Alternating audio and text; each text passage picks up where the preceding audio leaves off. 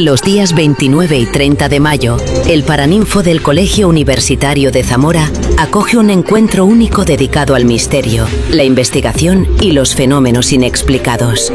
Durante 2 jornadas se darán cita Álvaro Collantes, Miguel Pedrero, Carlos Gabriel Fernández, Nando Domínguez, Miguel Ángel Moyano, Bernardo Turrado, Juanjo López, Marcelino Requejo, Marina Requejo, Iván Pérez Chana, Maica García, Mabel Guerrero y Virginia Refollo. Un programa que incluye conferencias, grabaciones en directo, rutas nocturnas y una investigación paranormal en entorno histórico. Fantasmas, ovnis, símbolos, códigos, augurios de muerte, contactos con el más allá y enigmas históricos formarán parte de este encuentro único. El evento culminará con una mesa redonda abierta al público. Misterio en Zamora. Una cita con lo desconocido.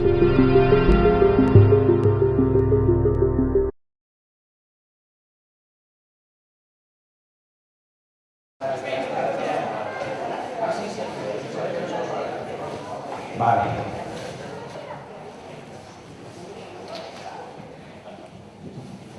A ver, voy a hacer una amenaza. La amenaza de la Inquisición. Los que entréis a partir de ahora vais a tener que pagar 5 euros de multa. Corred todos. Bueno. Y los que están en el baño no pasa nada. Bueno, vamos para allá.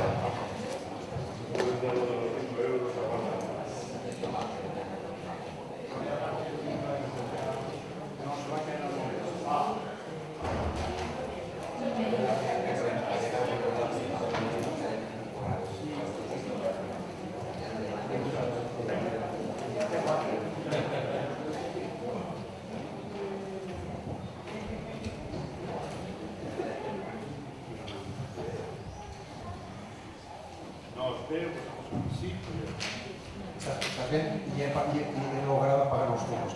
Marina, los micros, no se oye. El micro de...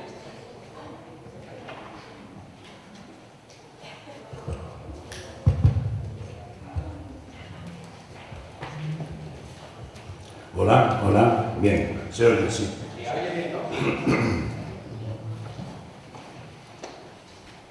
Bueno, vamos a seguir. Habéis salido sin autorización y después no se va a hacer.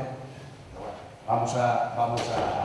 Esto lo bueno es que el ambiente si nos sentimos bien y nos sentimos a gusto es buena señal. Bueno, nuestro siguiente invitado se llama Marcelino Requejo, estudió ciencias químicas, zamorano, lleva décadas investigando el enigma ovni y otros fenómenos anómalos, y es el responsable de que salieran a la luz algunos de los casos más importantes de los últimos tiempos. Concienzudo y meticuloso, siempre viaja al lugar de los hechos para entrevistar en persona a los testigos. Participa en programas radiofónicos como Espacio en Blanco o La Rosa de los Vientos en Onda Cero, el otro en Radio Nacional de España, y es colaborador de Milenio, Radio Galega, y de las revistas Año Cero y Enigmas.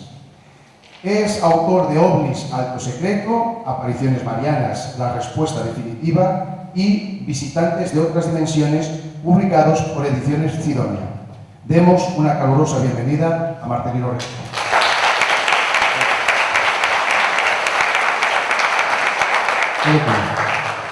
Y zamorano. Eso, zamorano. Pero si lo he dicho, vamos a ver. Marcelino, perdón. Marcelino Requejo estudió ciencias químicas, zamorano, Gracias. Bueno, vamos a ver un tema que entra un poco también dentro de lo que había hablado antes Juanjo, el anterior conferenciante. Pero yo me voy a centrar en lo que son las creencias en 2 puntos concretos, aunque son creencias que casi son universales en todo el planeta, pero que están muy centradas en el norte de la península ibérica, sobre todo en el noreste, Asturias, norte de Portugal y Galicia, y un sitio que yo no me esperaba, lo encontré hace algún tiempo, en el que algunas de las creencias también son idénticas a las que hay en Galicia. Y os vais a sorprender dónde está ese sitio, muy cerca de aquí, en el sur de Salamanca, norte de Cáceres, en la Sierra de Francia, que se llama. Bueno, pues Como en el capítulo segundo de este libro que veis ahí, que es el último, yo traté lo de augurios de muerte, dentro de esos augurios hay una serie de apartados muy sui generis, muy curiosos, y vamos a hablar sobre qué son los augurios o la precognición de la muerte. Eso ya, como digo, está muy arraigado en Galicia, eso. No se airea alegremente, es algo que a veces se comenta en bajo, pues fulanita vio tal cosa anoche, pues tal. Y claro, quien resume muy bien es el dicho mexicano este. Cuando el tecolote canta, el indio muere. No será verdad, pero sucede. Esto hasta salió en una película de Cantinflas. Bien. ¿Qué quiere decir? Que se puede creer o no creer, pero que hay una tendencia que viene de muy atrás, ya desde la época medieval e incluso alguna antes, en que ciertos fenómenos que suceden se cumplen sí o sí. Y relacionados con la muerte, los que vamos a analizar ahora es 100% sí, o sea, no hay excepciones. No se engañe nadie, no hay excepciones. Entonces, los augurios o premoniciones de muerte están arraigados, como digo, en torno a este peninsular. Pero ¿quiénes pueden ver esos augurios? Según la tradición, los llamados en Galicia corpos abertos. Los corpos abertos son aquellas personas que por propia naturaleza, ya de nacimiento, tienen el don de ver ciertas cosas, oler ciertas cosas y escuchar ciertas cosas que los demás no escuchamos. Hay quien dice que son gente que cuando intencionadamente hecho por el cura, yo en un caso me lo comentaron, intencionadamente hecho por el cura, o simplemente por error, se les administró en el momento del nacimiento, perdón, pero se me seca mucho la boca, se les administró en el momento del nacimiento los óleos de la extrema unción en la frente, el aceite, el de los difuntos, en vez de hacerlo con el óleo que es para los niños recién nacidos. Y a mí me comentaron en una parroquia de Lugo, en una aldea, que el cura cada 100 nacimientos, había 99 nacimientos, y el número 100 lo ungía con los óleos de los difuntos. Y ese iba a tener la facultad de ver cosas que otros no ven. Así que no sabemos exactamente el origen, pero lo cierto es que se produce. Que como dice el dicho mexicano, cuando el tecolote, que es el mochuelo, el búho, canta, el indio muere. No será verdad, pero sucede. Y eso es aplicable a todo lo que ocurre normalmente con los augurios, que se cumplen siempre de forma inexorable. En todos los casos, incluso en aquellos en los que, como vamos a ver ahora, a veces lo que se predice o la forma en la que se hace tiene un carácter jocoso, que te da la risa, porque algunas cosas son verdaderamente increíbles. Por ejemplo, mirad, hay una creencia en la provincia de Pontevedra, en una localidad que se llama Arcos de Fulcos, de que si el cura que está allí ha nacido en la parroquia y muere, ese mismo año mueren 12 personas de la parroquia. Claro, entonces hay que tratar al cura a papo de rey para que no se muera, porque si no van a palmar a 12 más. Y luego hay una cosa muy parecida en la parroquia vilalbesa, al norte de Lugo, que se llama O Santo. Esto sí que incluso hace un año y medio, más o menos, me llamó una señora de allí para decirme que felicitarme el año que había comenzado. ¿Por qué? Porque allí cuando comienza el año se está muy atento a ver quién es la primera persona que se muere. Si la primera persona que se muere es una mujer, le van a seguir otras 7 mujeres. Pero si es un hombre, puede ser el que muera después una mujer o un hombre. Entonces me llamó esa señora para decirme, bueno, feliz año y tal, estamos muy atentas a ver quién es la primera que muere. Ya dijo en femenino.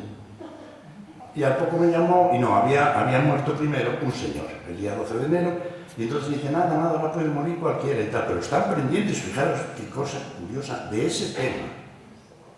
No sé si es porque se quieren sortear la muerte entre ellas o no lo sé. Y luego en la zona de Bañobre, en el municipio de La Coruña, está muy mal visto rezar por la calle o rezar por los caminos cercanos a la aldea de Bañobre, porque se dice, y te llama la atención si te ven, pues yo que sé, recitando una oración o cantando una oración, porque se dice que estás llamando a la Santa Compañía, y todo lo que eso significa ya sabemos qué es, que va a morir alguien en el pueblo. Bueno, vamos a ver algunos casos de este tipo, las creencias que hay relativas, porque claro, la peor parte se la llevan los animales, como vais a ver. Por ejemplo, si una gallina canta como un gallo, eso quiere decir que va a morir alguien cercano a la vivienda donde se encuentre el gallinero. Ojo, donde se encuentre el gallinero. Si yo tengo el gallinero al otro extremo de la finca, mi casa está arriba del todo, pero al otro extremo de la finca está la casa del vecino, ya hay follón. ¿Por qué? Porque no solo el gallinero huele mal, es que además, si una de las gallinas un día le da por cantar como un gallo, el que muere es alguien de la casa del vecino, por estar el gallinero allá al lado. O sea que hay que echarse a temblar, en ambos casos. Respecto a los cuervos y a las urracas, lo mismo, los graznidos y los revolteos de los cuervos son muy peligrosos cuando son insistentes y se te posan en una ventana y empiezan a meter ruido las urracas y no paran y tal. ¿Qué hay que hacer entonces? Tiene que salir una mujer de la vivienda, porque si no se va a morir alguien de la vivienda. Entonces hay que salir y conjurar al cuervo o la urraca. Y normalmente se les dice, y hay que hacerlo enseguida: cuervo agorero, marcha ligero, que en esta puerta no hay carne muerta. Toma castaña. Entonces, si no lo haces, posiblemente vaya a morir ya alguien de la familia en pocos días. Entonces siempre se conjura esa muerte, diciéndole al cuervo que se largue, que allí no tiene nada que hacer. Lo mismo pasa con las lechuzas. Tú, si estás en la cama y sientes el ruido de la lechuza, que caramba, puede estar en celo la lechuza, no pasa nada. Bueno, pues mal rollo, que la vas a palmar eres tú por haberlo escuchado desde la cama. Y luego viene una cosa curiosísima respecto a los perros y los zorros, esos aullidos que hacen lastimeros en ocasiones. Siempre se dijo que los aullidos de los perros atraen, pues están avisando de que va a haber una muerte en esa zona donde están aullando. Puede ser un perro de un vecino, pero como aulla en una dirección concreta, hacia ahí, hacia donde aulla el perro, no tiene que ser de la propia casa, sino que está aullando de que va a morir alguien hacia donde él aulla. Y bueno, lo que se suele hacer como remedio, pues yo conocí a este señor, ahí está Miguel Pedrero entrevistándolo también, que se llama David Fernández, una persona que conocía desde hace muchos años, y me dio un remedio para conjurar, o lo que se usaba en la zona de Azúmara, en Lugo, para conjurar los aullidos de los perros y de los zorros. Consistía en lo siguiente: tú te sientas mirando la dirección de donde viene el aullido, en casa. Te está molestando ese aullido. Y para cortarlo, lo que hace es, te sientas, juntas las rodillas y los pies, y según estás mirando hacia allí, coges el pie derecho, lo montas sobre el pie izquierdo formando una cruz y te mantienes así en silencio 30 segundos. Y a los pocos segundos el aullido desaparece ya y acabas de conjurar. También me comentaba que se utilizaba esto no solo para ahuyentar y hacer que se fueran los aullidos, sino también hacer que se fueran las personas que te vienen a casa y no acaban de marcharse. Entonces, disimuladamente en Andalucía lo hacen poniendo una escoba boca arriba detrás de la puerta. Pero te pueden ver y quedas peor, como yo sé de algún caso. Entonces la solución más discreta es la que dice David Fernández: cruzar el pie sobre el otro, y al poco se les acuerda que tienen que hacer cosas, que tarde es y se van. Y también, sobre todo, cuando no es un grupo de gente, y simplemente el pelma, porque el pelma es uno de los elementos más peligrosos de la sociedad. No te hace nada malo, pero te come el tiempo. Entonces, para ahuyentar los pelmas también se utilizaría lo de ahuyentar los aullidos: cruzar el pie derecho sobre el izquierdo, estar así unos segundos hasta que el pelma diga que se tiene que ir. Y al momento parece ser que es muy efectivo. Bien. En todas estas tradiciones nos vamos a centrar ahora en lo que es la tradición de lo relativo a la muerte, porque en Galicia está muy arraigado todo lo relativo a la muerte. Hay una serie de rituales, los hubo siempre, muy concretos. Hoy, con la llegada de los sanatorios, ya no se ven a los cadáveres en casa. Pero alguna de las cosas que vais a escuchar, alguna puede ser que ya la conocieseis, y en otras, pues me parece que vais a flipar. Por ejemplo, cuando muere una persona, y lo hemos visto en las películas, lo primero que se hace, porque curiosamente esa escena está en prácticamente todas las películas, españolas y extranjeras. cerrarle los ojos al cadáver.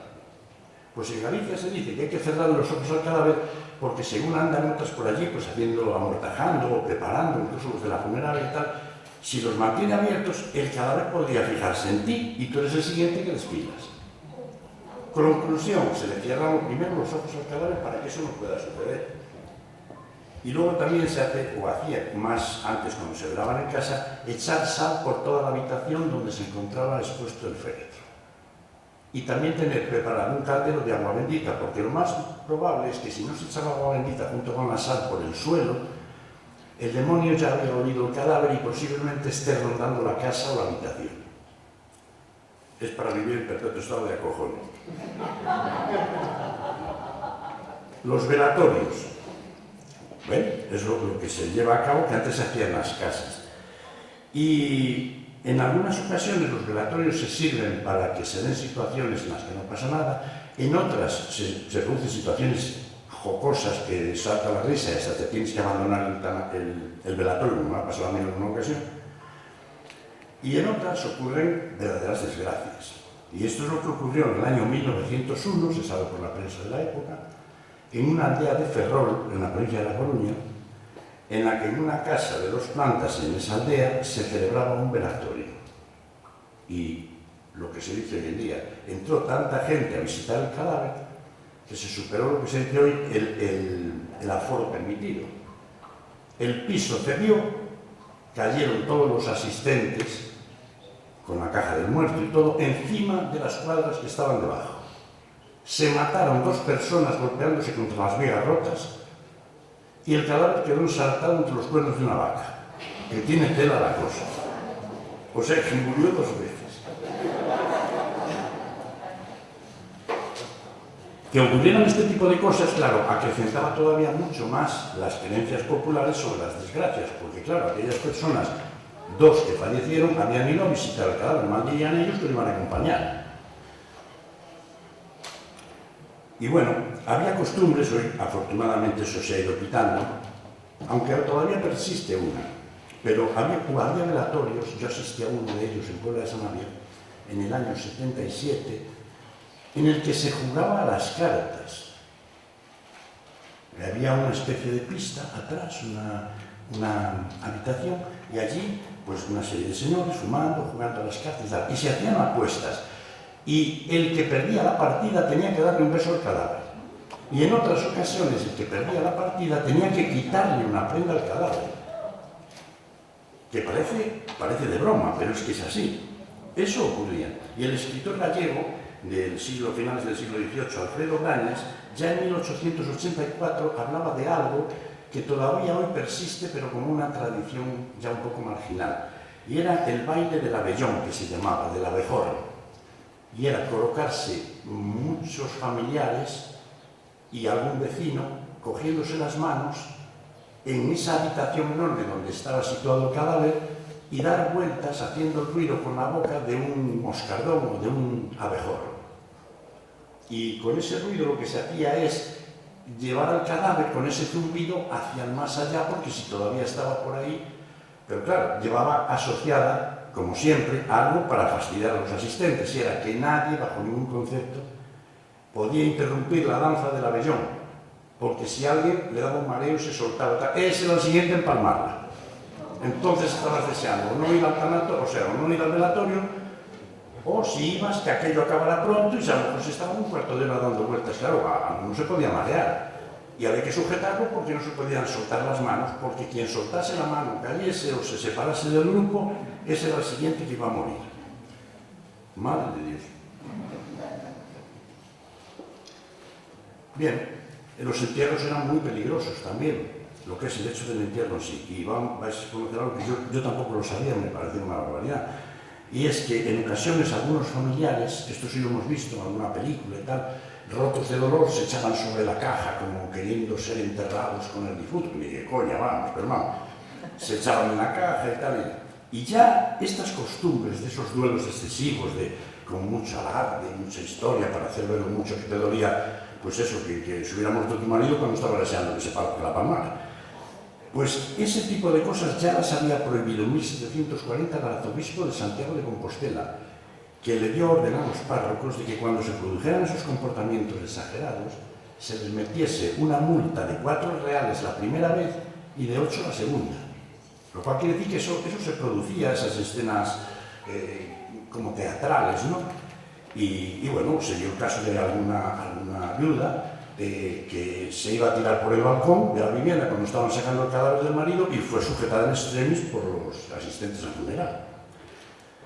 Y luego había que purificar, evidentemente, las ropas, porque una vez que habías estado en el cementerio, pues estabas un poco contaminado de todo ese ambiente. Se llegaba a casa y en la lareira o en la lumbre bajita que se hacía, se quitaba uno toda la ropa y esa ropa había que moverla por encima de las llamas y luego apartarla. Y ya te la podías volver a poner.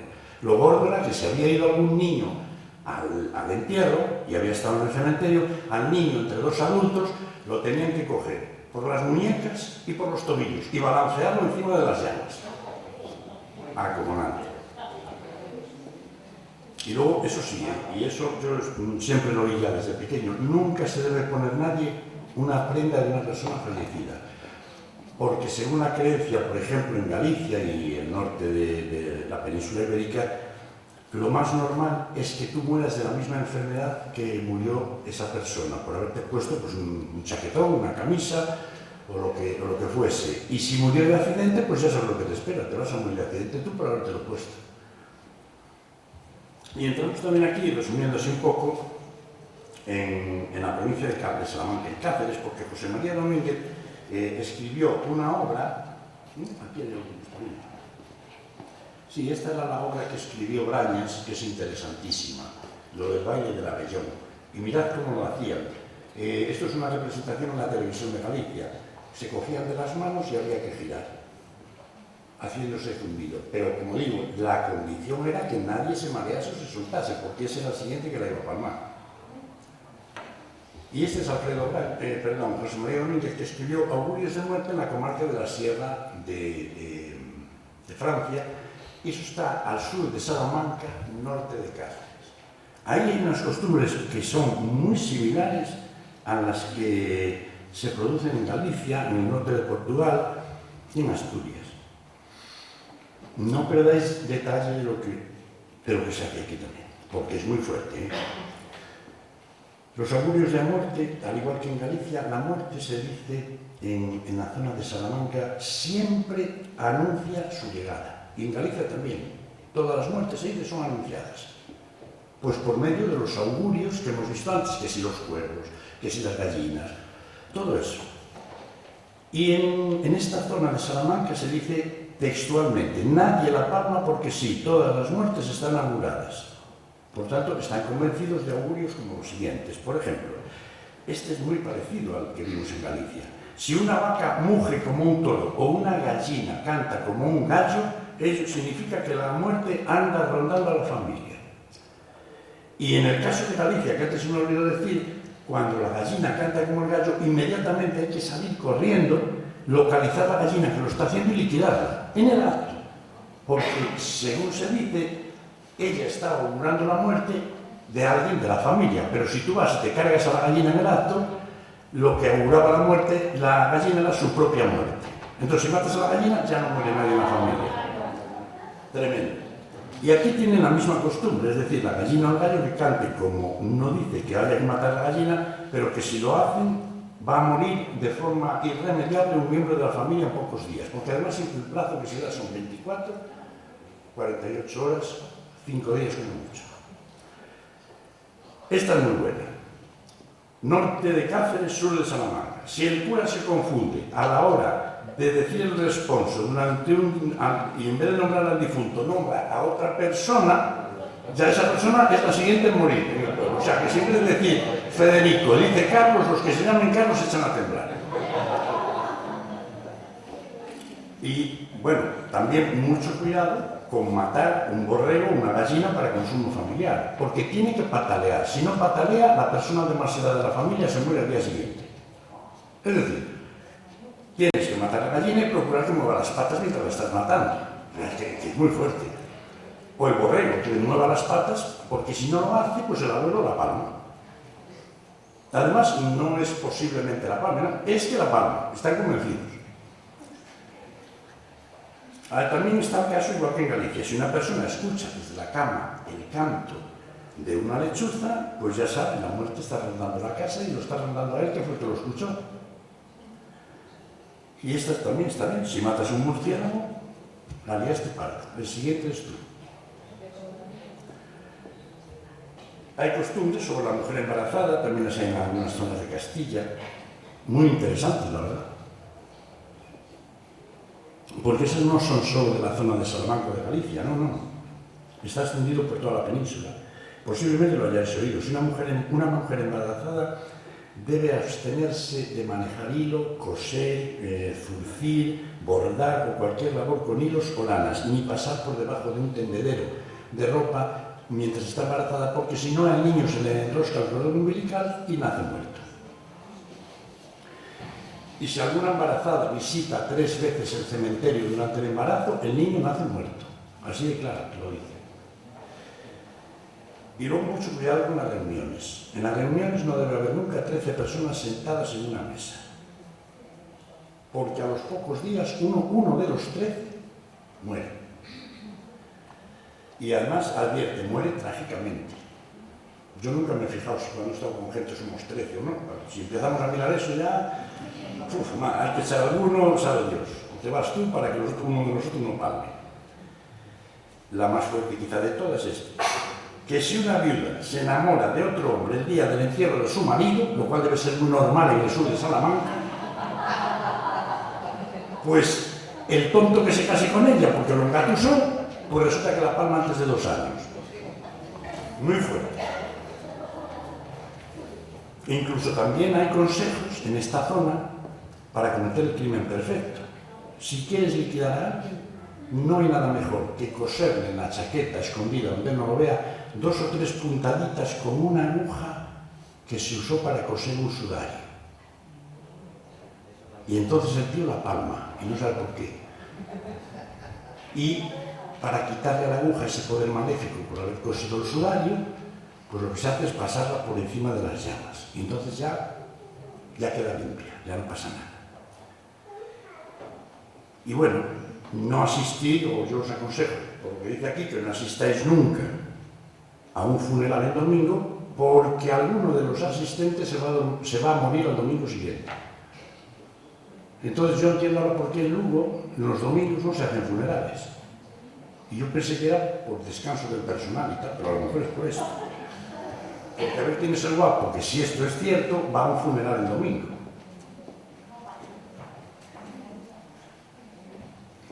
Bien. Aquí tenéis una serie de creencias de muerte anunciada que son muy típicas en Galicia. He enumerado algunas, hay más, hay muchísimas más. Sobre cada uno de estos puntos se podría dar una conferencia que durase muchísimas horas. Por ejemplo, el peculiar tañido de una campana. Tú, si oyes que la campana del reloj de la torre del pueblo hace un ruido un poco raro, que lo puede hacer por la humedad, sabe Dios, del ambiente, pues más rollo que la va a palmar alguien en el pueblo. El apagado de un cirio durante un funeral, 100% efectivo. Si estás en un funeral y uno de los cirios que están colocados junto al cadáver se apaga, de todos los asistentes allí no van a pasar 48 horas que van a morir. El vuelo súbito de luces o luminarias sobre una vivienda. Esto es lo que más se encuentra se tiene en Galicia. Ahí se llaman las fachas luminosas. Y el pronóstico tiene un 100% de cumplimiento, por lo visto. Si una luz de día o de noche sobrevuela los tejados de una casa, ahí ya se va a morir alguien antes de 48 horas. La presencia de una mariposa sobre una pared, yo doy testigo, a mí me ha pasado eso muchísimas veces desde que soy pequeño, y como se esté una mariposa posada en una pared de una casa, en ese edificio, en esa casa, va a morir alguien antes de 24 horas. El encuentro con una mujer de aspecto fantasmal en la noche o por el día. Esto se tiene muy en cuenta en Galicia, por eso a veces van 2 personas caminando por una corredoira, que le llaman, por un camino, porque siempre se protegen más para que no se presente esa señora vestida de blanco, que lo que está augurando es que te va a llevar con ella. Y luego, ¿quién no ha oído hablar del tétrico desfile de la Santa Campaña? Todo el mundo. Yo sobre esto di una conferencia en Bormujos ahí en el mes de febrero, en Sevilla. Y bueno, el desfile de la Santa Compañía es 100% efectivo. ¿Por qué? Porque se sabe quién va a morir. Quien ve la Santa Compañía, o en la parte delantera, o como último de la fila, los demás todos van con cirios y son difuntos, va el que va a morir. Es decir, el vecino del pueblo, que va a fallecer o que está muy enfermo, es el que va llevando ya la cruz delante o va detrás con un cirio. Y quien lo ve lo reconoce, porque generalmente la Santa Compañía se desenvuelve en el municipio, se presenta o se deja ver en el municipio donde va a ocurrir la defunción. ¿Y qué hace? Va a buscar al cuerpo doble del difunto, que todavía está en la cama enfermo, pasea con él el día anterior por el pueblo y por los caminos adyacentes, él va detrás llevando un cirio, pero no es él, es su imagen doble, está desdoblado ya porque se va a fallecer, y cuando una persona va a fallecer empieza a desdoblarse. Y esa es la creencia que es en cuanto a la Santa Compañía. Si os quiero puntualizar, no sé cómo vamos de tiempo, de la Santa Compañía existen dos tipos. La que anda por la noche y al atardecer, y yo tengo algún caso vista de día, el testigo no daba crédito cuando me lo contó, y yo menos, vista de día desde un vehículo que tuvo que parar el coche porque estaba cruzando la calle. Y hay otra Santa Compañía que no es la que se da por las noches, no, esa se da siempre de día, es la Santa Compañía de niños, que mucha gente no ha oído hablar de ella. En este caso se produce un sonido de niños jugando, que tú igual no ves a nadie por allí, pero no te acerques a donde está el sonido. Hay gente que solo escucha ese cantar de los niños, ese revolteo jugando, y hay gente que los puede ver. Pero lo peor que se puede hacer, según la creencia, es acercarte a ellos o meterte en el medio de ellos. Porque lo que están haciendo con eso es atraerte y desapareces. Igual desapareces 5 horas como 10 años. Sales del espacio-tiempo tuyo y entras en el de ellos. Pero hoy no vamos a hablar sobre lo poco que queda de tiempo, era más que nada lo que se vengo es hablar sobre el último, la percepción de un fuerte olor a cera quemada o derretida o vela recién apagada. Esto le pasa a mucha gente y no lo cuenta. Tiene ese don. Se llama osmogénesis o clariesencia. A veces huelen a rosas, pero normalmente cuando va a fallecer alguien, pero es un olor sin motivo ninguno. Vas dentro del coche y comienza a oler a café.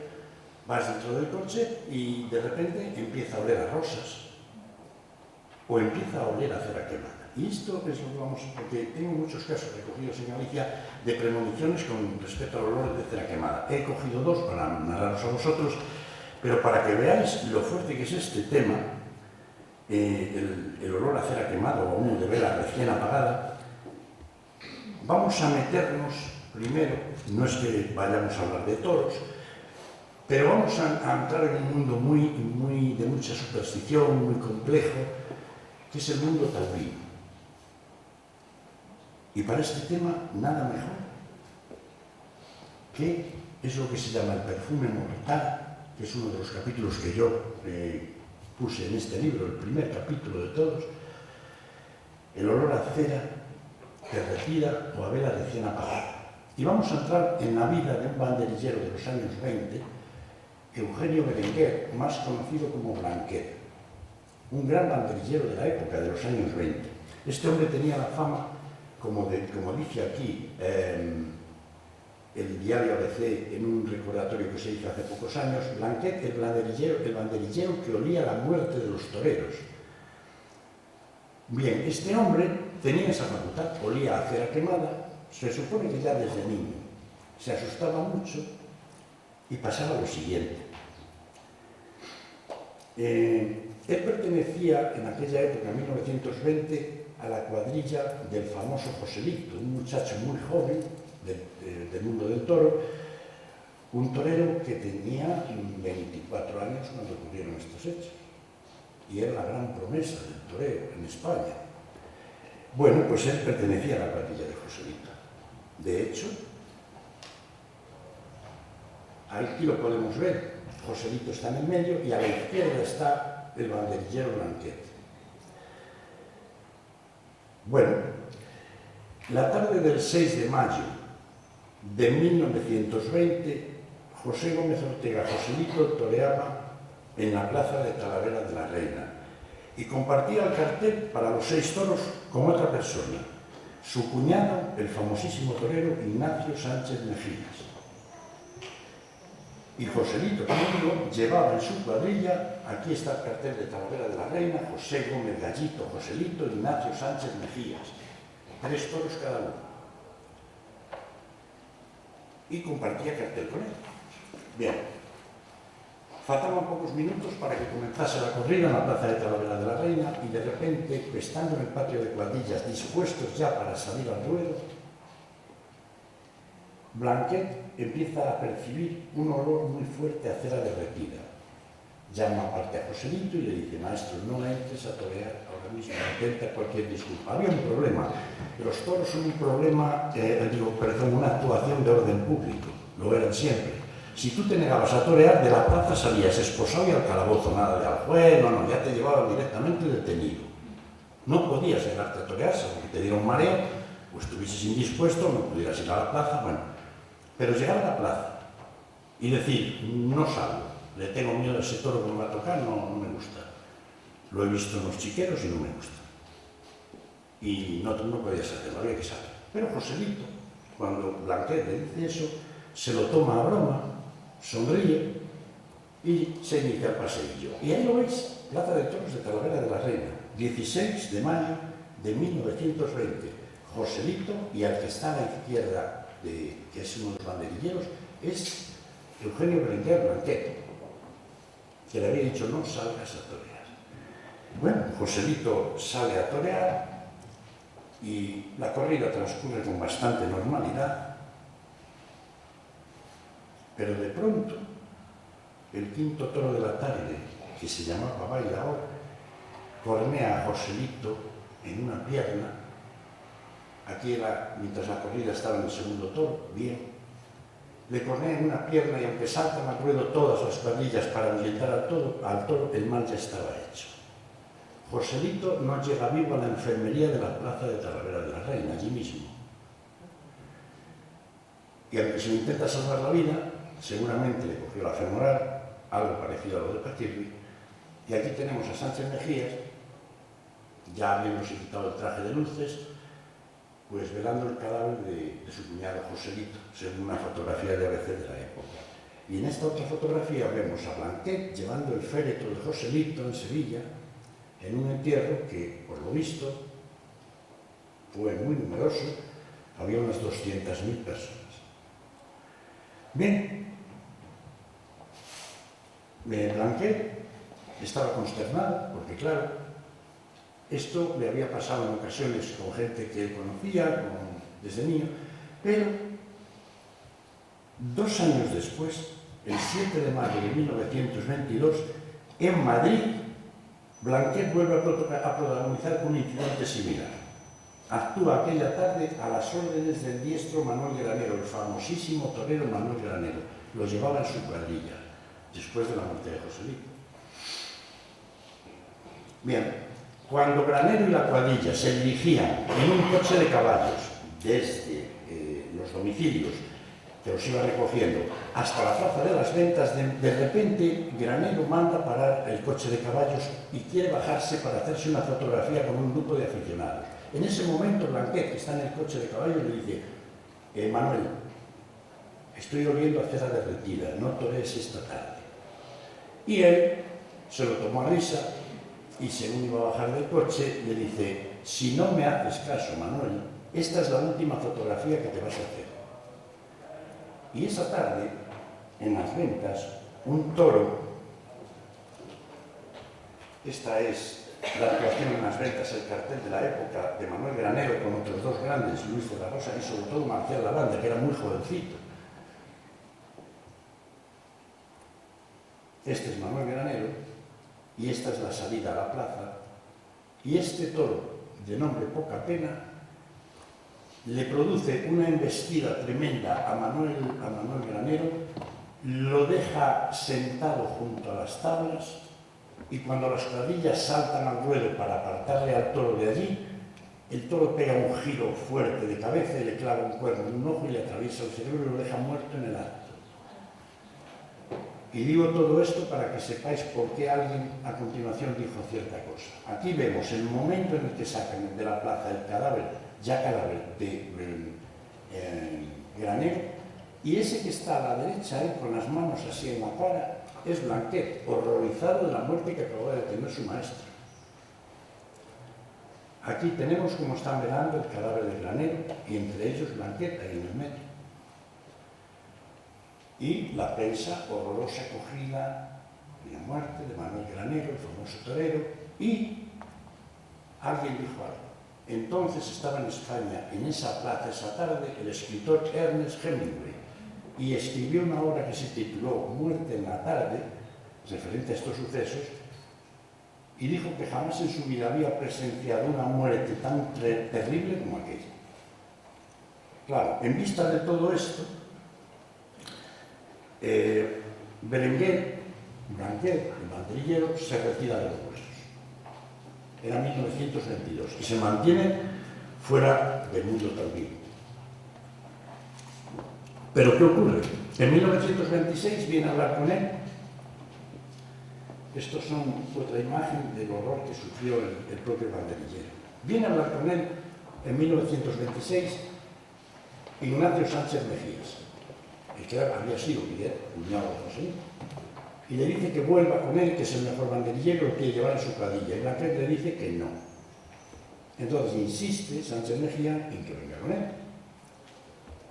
Y Blanquet le dice, bueno, voy contigo, pero con algo que sé que no vas a aceptar.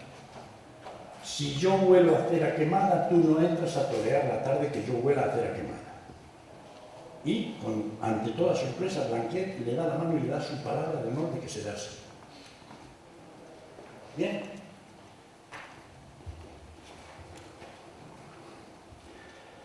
Ese mismo año de 1926, el 15 de agosto, Sánchez Mejía torea en la Maestranza de Sevilla.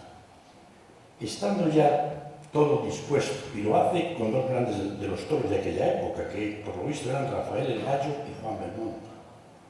Estando ya las cuadrillas preparadas para hacer un paseillo, para salir a la plaza, saludar al público, cuando se iba a abrir la puerta, Blanquet empieza a oler a cera derretida y llama aparte a Mejías y le dice, Ignacio, no salgas a torear porque estoy oliendo a cera derretida y me diste tu palabra de honor. Entonces, claro, el tono se levantó, las demás cuadrillas empezaron a montar un ligero alboroto y Sánchez Mejía lo que le dijo es lo siguiente. Le dijo, voy a hacer una cosa, voy a salir a torear, pero no me voy a acercar al toro para nada, no me puede coger, es imposible. Sé que voy a hacer una faena que no me van ni a aplaudir, pero te di mi palabra de que a mí no me mataba el toro. Y bueno, pues la señora de la guadaña, que estaba en el tendido esperando cobrarse su presa, resulta que la corrida transcurre con total y absoluta normalidad y cuando termina, torero y cuadrilla se marchan a la cercana estación de Plaza de Armas en Sevilla para coger un tren que los iba a llevar a Ciudad Real, donde toreaban la tarde siguiente. Pues estando en el tren en la estación, sentados en el vagón, a Blanquet le dio un infarto fulminante que quedó liquidado allí mismo. Y la pregunta es, cuando olió hacia la derretida, era porque olió la muerte de alguien, pero al haberse tomado por parte de Mejías esa medida tan drástica de no acercarse al toro, era imposible que lo cogiera. Por tanto, o Sánchez Mejía moría de un infarto allí, o por el cogida del toro, ¿no? Y así fue.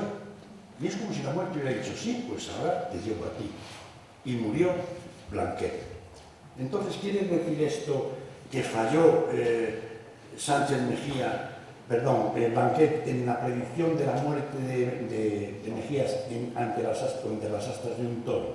Pues puede que no, porque el 11 de agosto de 1934 se dio la casualidad de que sin tener que torear, Sánchez Mejía fue llamado para sustituir a Domingo Ortega en Manzanares, Ciudad Real. Y un toro de nombre Granadino, mirad bien esa imagen, liquidó a Sánchez Mejías. 11 de agosto del 34. Fijaros cómo a los pocos segundos de ser tomada esta fotografía, en la que ambos se están mirando, el toro ya no lo deja salir de ahí se abalanza sobre él y le da una cornada tremenda en el muslo y muere 2 días después en Madrid. Es decir, el olor a cera derretida, que esa facultad que tienen algunas personas, ya no podemos decir que se trata de casualidades, no. No se trata de casualidades. Por eso quería hacer un inciso con esto de los toreros, para que veáis que esto lo tiene más gente, este don. Y la gran mayoría no le gusta ni nombrarlo, que lo tiene. Y entre los 2 casos que os voy a contar, de los muchos que he recopilado, pues estaría este de una señora de Pino, que me lo contó ya hace unos años, y había ocurrido en octubre del 64, cuando vivía su padre. Por lo visto, una vecina le dijo a esta señora, Mari Carmen, y le dijo: Carmen, no te asustes, os leo las palabras textuales, con lo que te voy a decir, pero desde hace unos días, cuando paso junto a la casa de tu padre, me viene un olor muy fuerte a cera quemada. 3 días después muere el padre súbitamente. Qué casualidad. Y el otro es más extraño todavía. El otro es un suceso que ocurre al norte de Villalba, muy cercano en el tiempo, en 1997, a las 2 de la tarde, en un día del mes de mayo. 4 mujeres que viajaban en un Citroën ZX, al pasar junto a una vivienda solitaria que había a la derecha de la carretera, perciben las 4 un fuerte olor a cera derretida dentro del coche. E inmediatamente la copiloto Italia queda asombrada con algo que está aquí definido de la siguiente manera. Comienza a aparecer por encima del vehículo y pegado al techo del vehículo, adelantándolo por arriba, una especie de caja. Y ella dice: quedé horrorizada al ver aquello. Era un ataúd que volaba justo por encima del coche, casi a la misma velocidad. Me puse a gritar señalando para arriba, pero las otras 3 decían que no lo veían. Entonces, cuando el ataúd terminó de adelantar al coche, aceleró a toda velocidad y se perdió de vista en pocos segundos. Respecto a la muerte de Granero, tenía una diapositiva aquí que no habíamos puesto, y era que era muy amigo, Granero, Sánchez Mejías era muy amigo de Federico García Lorca. De ahí la elegía, Llanto por Ignacio Sánchez Mejías, que le compuso él. Y esta es la casa donde se produjo lo de Mari Carmen, la vecina que le dijo: al pasar por la puerta de tu padre huelo a cera derretida. Es ahí, en ese chalet que hay a la izquierda. Y esta es la escena del ataúd volador por encima del coche, que solo lo veía Idalia. Las otras 3 sí habían olido a cera igual que ella, pero no estaban viendo lo que estaba ocurriendo. Esa escena ella solo la veía Idalia. Es surrealista, es auténticamente algo que no podemos concebir. Pero se abren por lógica muchas interrogantes. Por ejemplo, decir que ¿por qué de las 4 ocupantes del coche solo Italia veía esta escena? Y también podemos decir, cuando Blanquete el torero olía a cera derretida, ¿estaba advirtiendo y poniéndose nervioso, advirtiendo al torero, o veía algo más? A lo mejor algo como lo que estaba viendo Idalia. Estaba viendo un ataúd en la zona. No lo sabemos, nunca lo sabremos. Pero a Idalia sí que le ocurrió esto. Y claro, podemos decir, ya resumiendo mucho, que a lo mejor pues Idalia tuvo una alucinación, puede que... Pero claro, quiso el azar que cayeron en mis manos 2 casos de hace años, uno de 1976 y otro del 99. Uno es en Brasil, en el que un señor, Alfredo Soares Márquez, cuando regresaba a su domicilio por la noche, dice que vio venir por el cielo muy bajito una fuerte luminosidad de color rojo, y que cuando lo tuvo encima a unos solo 10 metros del suelo, se dio cuenta de que era un ataúd que volaba. Echó a correr y se fue para casa según su testimonio. Esto en Brasil, año 76. Y el segundo ocurre en la frontera entre Malawi y la colonia de Mozambique.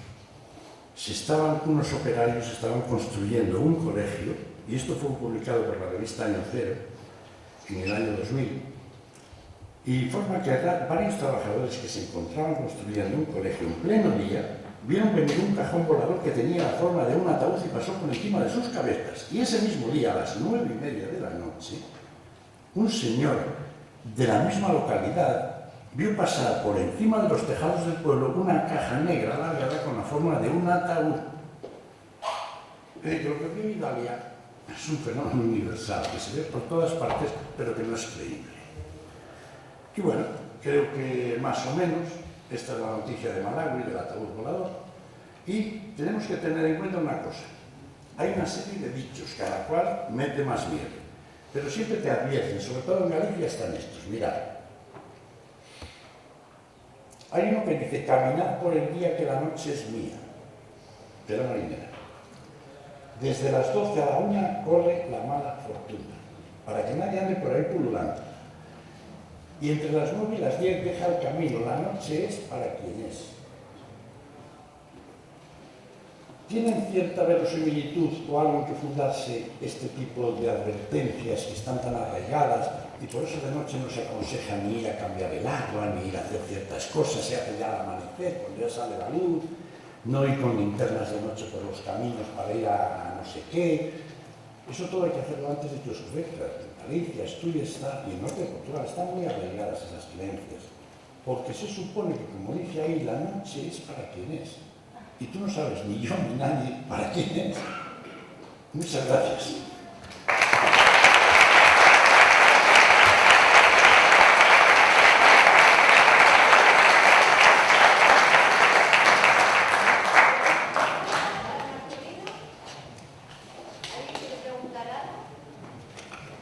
Vamos mal de tiempo.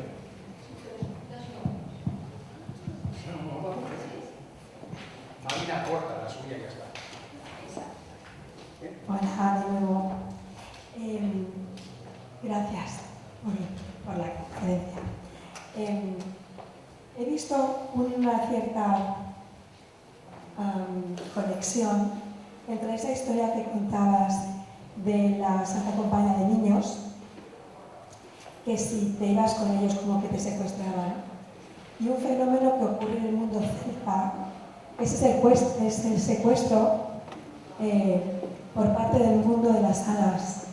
Pueden secuestrarte, no sé si conoces este tema, y me ha parecido que había una cierta conexión, ¿no? Que puedes desaparecer del mundo terreno y ser secuestrado durante unos años y quizá luego volver. Es prácticamente, tienes razón, es prácticamente idéntico, porque los niños, como seres inocentes, pues se les considera casi estar en la frontera, como las hadas, entre este mundo y el otro. Y entonces el problema que hay es que el tiempo no transcurre de la misma manera en el otro mundo, en el otro plano, llamamos de planos de existencia, que en este.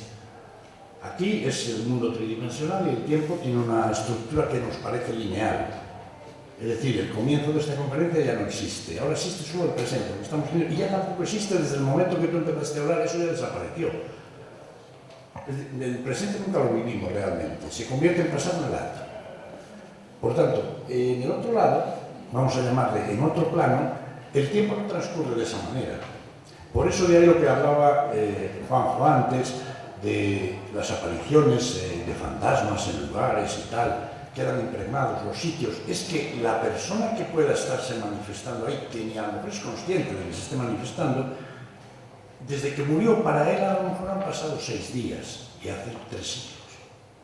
El tiempo no transcurre de la misma manera y en el caso de los niños se les considera casi, como se decía, ángeles, ¿no? Y pueden pertenecer a ese mundo de las hadas y por eso pueden compartir el que si te metes en ese círculo ellos no te lo hacen con intención, pero juegan contigo, te entretienen y cuando se olvidan de ti o te dejan marchar, pues a lo mejor en el pueblo ya ni te conocen, no saben quién eres, porque han pasado 100 años.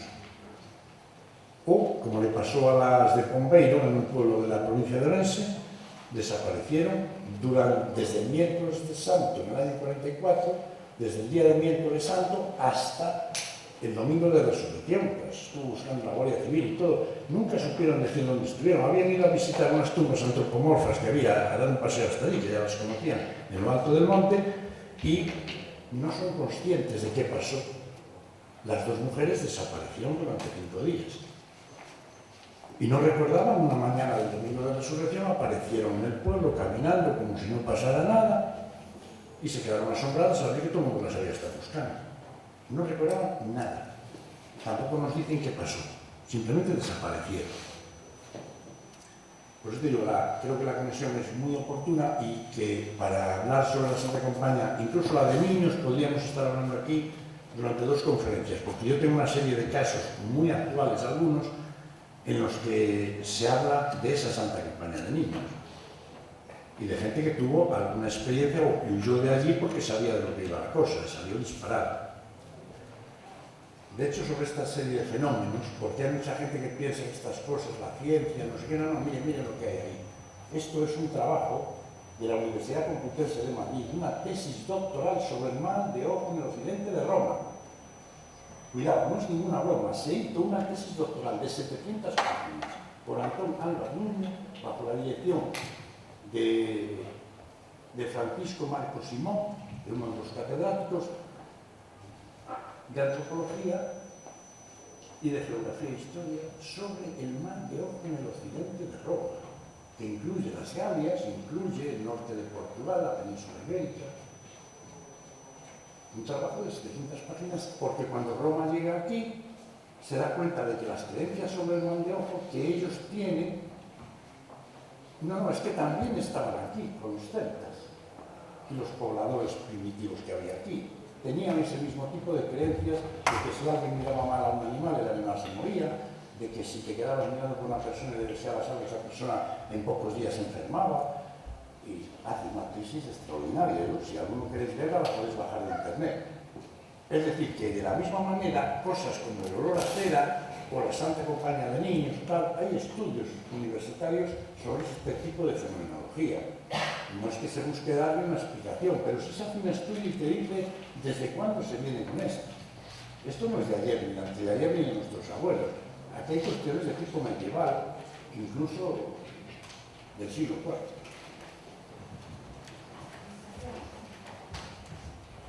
¿Alguien más tiene alguna pregunta? Una pregunta. El móvil tiene una pregunta. ¿Nada? Bueno. No te oigo. Yo trabajaba en una residencia y había una compañera que decía, mira, uno abre la puerta, ¿no? Hablando de la muerte. Entonces se moría un usuario, dice, este ha abierto la puerta, otro pasa y otro la cierra. Y lo estuvimos comprobando y efectivamente así. Uno siempre de sorpresa, una muerte sorpresa, que dices, pero si estaba bien. Y los otros dos ya que estaban enfermos. Era un comentario. ¿Ves? Gracias, Tere. Eres famosa, ¿eh? ¿Alguna pregunta más? Yo quiero decirle a Marte, en mi pueblo siempre desde pequeño he oído que los perros aullaban por la noche. En mi pueblo hay corrales de toro, siempre he oído que si los perros ladraban y aullaban de noche es que fallecía alguien, y efectivamente algunas veces coincidía con un fallecimiento. Y el tema de la lechuza, cuando se veía la lechuza, que se ponía la ventana y tal, una mujer de mi pueblo se le puso la lechuza en la ventana por la noche. Imagínate, claro, pues, teniendo esas creencias, imagínate lo que le pasó por la cabeza a esta señora. Yo vivo al lado del campanario y a mí me encanta ver la lechuza, es un animal místico y muy mágico. Y hay veces que digo, como se me mete una lechuza dentro de mi ventana, vamos, de la habitación, digo, voy a flipar. Es que suelen hacer un ruido muy especial, sobre todo cuando están en cero. Por la noche vas y escuchas el ruido de la lechuza y es increíble. Estamos mal de tiempo. ¿Alguna otra pregunta? Bueno, pues va un caluroso aplauso para Marcelino Recojo, por favor.